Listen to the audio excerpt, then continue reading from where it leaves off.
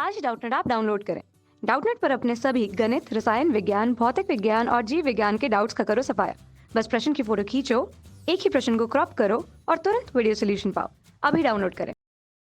Hello everyone, यहाँ पे हमें क्वेश्चन दिया गया है भ्रूणपोष किसे कहते हैं, यह कितने प्रकार के होते हैं, किसी एक प्रकार के भ्रूणपोष के बारे में लिखिए। तो जो भ्रूणपोष होते हैं, भ्रूणपोष किसे कहते हैं कि जो भ्रूणपोष होता है, भ्रूणपोष का निर्माण निषेचन प्रक्रिया में द्वितीयक नर युग्मक के द्वारा होता है। क्या होता है? भ्रूणपोष का निर्माण द्विनिषेचन प्रक्रिया में, जब द्विनिषेचन की प्रक्रिया होती है, क्या होती है? द्विनिषेचन की प्रक्रिया। तो द्विनिषेचन की प्रक्रिया में द्वितीयक नर युग्मक का ध्रुवीय केंद्रकी से संलयित होने पर होता है। जो द्वितीयक नर होते हैं, क्या होते हैं? जो द्वितीयक नर युग्मक होते हैं, एक नर युग्मक क्या कर देता है? अंड कोशिका के साथ संलयित हो जाता है। लेकिन ये जो द्वितीयक नर युग्मक होता है, क्या होता है? द्वितीयक नर युग्मक। ये द्वितीयक नर युग्मक क्या करता है? जो अंड कोशिकाएं होती हैं, ये ध्रुवीय क्या होती है? ध्रुवीय केंद्रकी। तो ये ध्रुवीय केंद्रकी के साथ क्या हो जाता है? संलयित हो जाता है। क्या हो जाता है? जो ध्रुवीय केंद्रकी होती है, तो इन ध्रुवीय केंद्रकों के साथ ये क्या हो जाता है? संलयित हो जाता है। तो यहाँ पे क्या होता है? संलयन होता है। ये ध्रुवीय केंद्रकों के साथ क्या कर देता है? संलग्न कर देता है। यह त्रिसंयोजी अर्थात त्रिगुणित होता है। तो यह क्या हो जाता है? त्रिसंयोजी, जिसे त्रिसमेकन कहते हैं। क्या कहते हैं? त्रिसमेकन। तो यह त्रिसंयोजी होता है अर्थात त्रिगुणित होता है, मतलब 3n स्ट्रक्चर या 3n संरचना होती है। यह एक पोषक उत्तक होता है जो विकसित होने वाले भ्रूण को पोषक प्रदान करता है। तो ये जो भ्रूणपोष होता है, ये क्या होता है? एक पोषक उत्तक होता है। क्या होता है? पोषक उत्तक होता है, जो क्या करता है? विकासशील भ्रूण को, किसको? जो विकासशील भ्रूण होता है, इस विकासशील भ्रूण को पोषण प्रदान करता है। क्या करता है? पोषण प्रदान करता है। अब यहाँ पे बात हुई पुष्पी पादपों में भ्रूण के प्रकार की। तो जो पुष्पी पादपों में भ्रूण पाए जाते हैं, ये भ्रूण पाए जाते हैं निम्न 3 प्रकार के। कितने प्रकार के? 3 प्रकार के भ्रूण पाए जाते हैं। 3 प्रकार के भ्रूणपोष पाए जाते हैं। तो पुष्पी पादपों में यहाँ पे 3 प्रकार के भ्रूणपोष पाए जाते हैं। पहले की बात करें हम, तो पहला होता है केंद्रकीय भ्रूणपोष। क्या होता है? पहला होता है केंद्रकीय भ्रूणपोष। तो जो केंद्रकीय भ्रूणपोष होता है, इस प्रकार के भ्रूणकोश में रिक्तिका में एक बड़ा केंद्रक होता है। तो इस प्रकार के भ्रूणकोश में जो रिक्तिका उपस्थित होती है, क्या होती है? रिक्तिका। तो इस रिक्तिका में क्या होता है? एक बड़ा केंद्रक उपस्थित होता है। क्या होता है? एक बड़ा केंद्रक उपस्थित होता है। केंद्रक असूत्री विभाजन द्वारा अनेक केंद्रकों का निर्माण करता है। अब ये जो केंद्रक होता है, बड़ा केंद्रक, ये क्या करता है? असूत्री विभाजन करता है। क्या करता है? असूत्री विभाजन। तो ये असूत्री विभाजन के द्वारा क्या कर देता है? यहाँ पे अनेकों केंद्रकों का निर्माण कर देता है। क्या कर देता है? अनेकों केंद्रकों का निर्माण। तो यहाँ पे अनेकों केंद्रकों का निर्माण हो जाता है असूत्री विभाजन द्वारा केंद्रीय भ्रूणपोष में। क्या हो जाता है? केंद्रीय भ्रूणपोष में अनेकों केंद्रकों का निर्माण हो जाता है। इसमें कोशिका भित्ति का निर्माण नहीं होता है। तो ये जो भ्रूणपोष होता है, केंद्रीय भ्रूणपोष, इसमें जो कोशिका भित्ति होती है, क्या होती है? कोशिका भित्ति। तो इस भ्रूणपोष में कोशिका भित्ति का निर्माण नहीं होता है। क्या नहीं होता है? कोशिका भित्ति का निर्माण यहाँ पे नहीं होता है। अब उदाहरण की बात करें हम, यहाँ पे क्या बात करें? उदाहरण की, तो केंद्रीय भ्रूणपोष का उदाहरण होता है कैप्सुला। क्या होता है? कैप्सुला केंद्रीय भ्रूणपोष का उदाहरण होता है।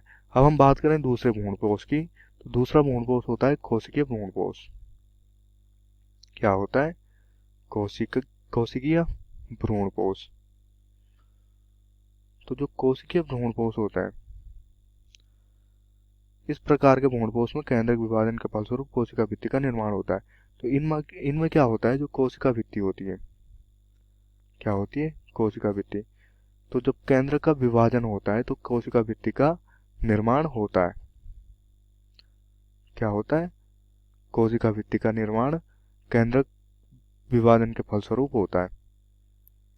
यह अनियमित व्यवस्था वाली कोशिकाओं का समूह होता है। तो यह क्या होता है? अनियमित व्यवस्था वाली कोशिकाओं का समूह। तो यहाँ पर क्या होती है? अनियमित व्यवस्था वाली कोशिकाओं का समूह होता है। बीजांडद्वार तथा निभाग की कोशिकाएं बढ़कर चूसकांगों का निर्माण करती हैं। तो जो कोशिकीय भ्रूणपोष में क्या होते हैं? जो बीजांडद्वार होते हैं, क्या होते हैं? बीजांडद्वार। तो बीजांडद्वार तथा जो निभाग होता है, क्या होता है? निभाग।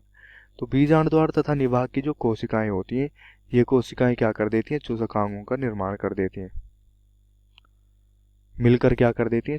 चूसकांगों का निर्माण कर देती हैं। चूसकांगों से क्या अभिप्राय है? चूसकांगों से मतलब चूसक अंग, मतलब चूसने वाले अंग। तो ये क्या करते हैं? बीजांडद्वार तथा निभाग की कोशिकाएं क्या करती हैं? चूसकांगों का निर्माण करती हैं, जो बीजांड उत्तकों से भोजन को अवशोषित करती हैं। तो ये चूसक अंग क्या करते हैं? जो बीजांड उत्तक होता है, क्या होता है? बीजांड उत्तक।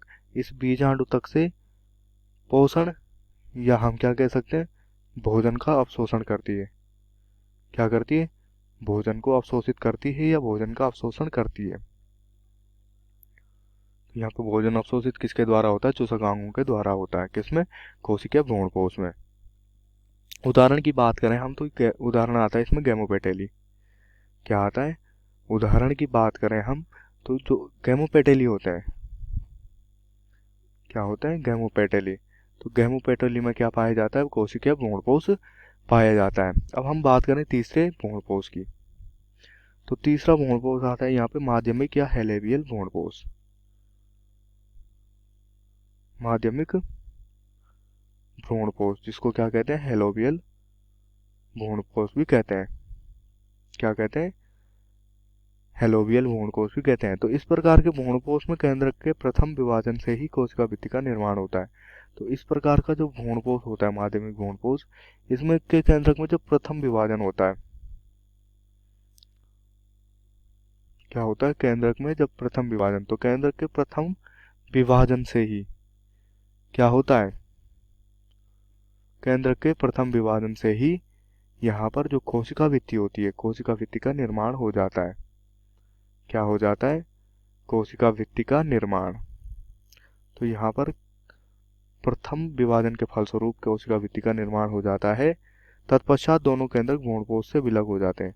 तत्पश्चात उसके बाद क्या होता है? दोनों केंद्रक भ्रूणपोष से विलग हो जाते हैं। तो ये जो दोनों केंद्रक होते हैं, क्या होते हैं? दोनों केंद्रक। तो ये जो दोनों केंद्रक होते हैं, ये क्या हो जाते हैं? भ्रूणपोष से विलग हो जाते हैं। क्या हो जाते हैं? जो भ्रूणपोष होता है, ये भ्रूणपोष से विलग हो जाते हैं, जिसके फलस्वरूप किसी भी कोशिका भित्ति का निर्माण नहीं होता।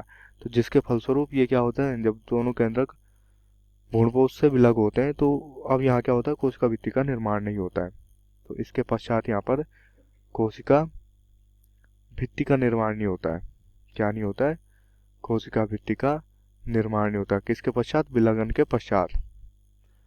तो विलगन के पश्चात यहाँ पे कोशिका भित्ति का निर्माण नहीं होता है। तो विलगन होता है जब ये क्या करते हैं? भ्रूणपोष से अलग हो जाते हैं दोनों केंद्रक। तो तत्पश्चात यहाँ पे किसी भी कोशिका भित्ति का निर्माण नहीं होता है। यहाँ केंद्रकीय एवं कोशिका भ्रूणपोष के बीच की अवस्था होती है। तो ये जो माध्यमिक भ्रूणपोष होता है, क्या होता है? ये माध्यमिक भ्रूणपोष केंद्रकीय एवं कोशिका भ्रूणपोष के बीच की अवस्था। तो ये क्या होती है? बीच की अवस्था होती है।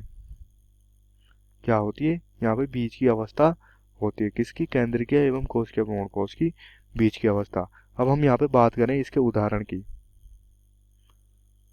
तो उदाहरण यहाँ पर क्या है? माध्यमिक भ्रूणपोष का एरीमुरस होता है। क्या होता है? जो एरीमुरस होता है, तो एरीमुरस क्या होते हैं? माध्यमिक भ्रूणपोष के उदाहरण होते हैं। कक्षा 6वीं से 12वीं से लेकर नीट, आईआईटी, जेईई वो एडवांस के लेवल तक 1 करोड़ से ज्यादा छात्रों का भरोसा। आज ही डाउनलोड करें डाउटनेट ऐप या व्हाट्सएप करें अपने सारे डाउट्स 8400 400 400 पर।